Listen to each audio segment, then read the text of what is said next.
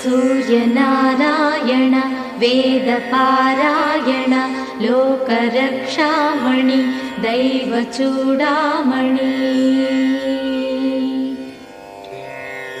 पद्मिनी वल्लभ वल्लकी गानलोल त्रिमूर्तिस्वरूपा विरूपाक्षनेत्र महादिव्यगात्र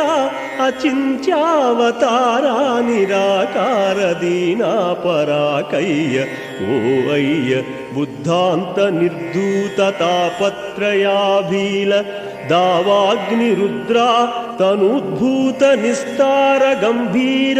संभावितानेक कामाजनीकंबुलंदाटि एकाकिनै चिक्की ఏ దిక్కునుగానగాలేకయున్నాడ నీవాడనో